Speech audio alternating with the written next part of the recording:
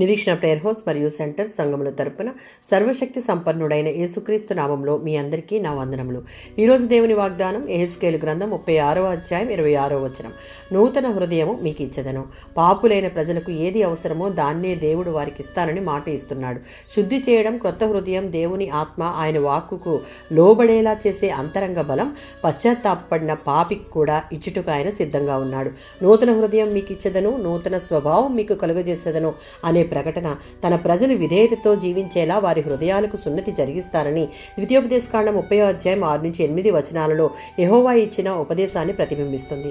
ప్రజలు పాపానికి వచ్చే ప్రతిదండన అనే దాస్యపు వలయం నుండి పూర్తిగా వైదొలగడానికి సమూలమైన మార్పులతో నూతన సృష్టి అవసరత ఎంతో ఉంది.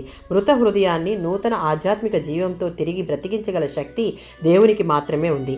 దేవుడు ఇశ్రాయేలును భౌతికంగానే కాక ఆత్మీయంగా కూడా పునరుద్ధరిస్తానని వాగ్దానం చేస్తూ ఉన్నాడు.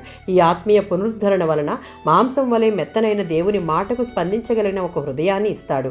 అంతేకాక దేవుడు తన పరిశుద్ధాత్మను వారిలో ఉంచుతాడు. దేవుడు చేసే ఈ పని క్రీస్తు స్థాపించే నూతన నిబంధనను ఆవరించి ఉంటుంది. 51వ సంకీర్తన 7-11 చరణాలలో దావీదు తాను చేసిన పాపానికి పశ్చాత్తాపముతో దేవుని సన్నిధిని సమీపించి, పాపం చేత మలినమైన నా హృదయాన్ని తీసివేసి శుద్ధ హృదయం కలుగుజేయని దేవుని బ్రతిమాలుకుంటున్నాడు.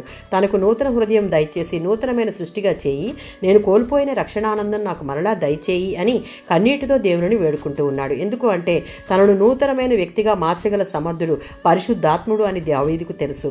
దేవుని చిత్తాన్ని చేయగోరే మనసు తనకు కలుగుజేయమని అడుగుతూ ఉన్నాడు. ఈ ప్రార్థన విశ్వాసులందరికీ మాదిరికరం. మనం ఉన్న పాప కోపం నుండి విడుదలకు నూతన సృష్టిగా మారాలన్న ఆకాంక్ష కలిగి ఉన్నవారమైతే దావీదు వలె దేవుని బ్రతిమాలుకుంటే నూతన హృదయాన్ని ఇచ్చుటకు ఆయన సిద్ధమే. ఆమేన్.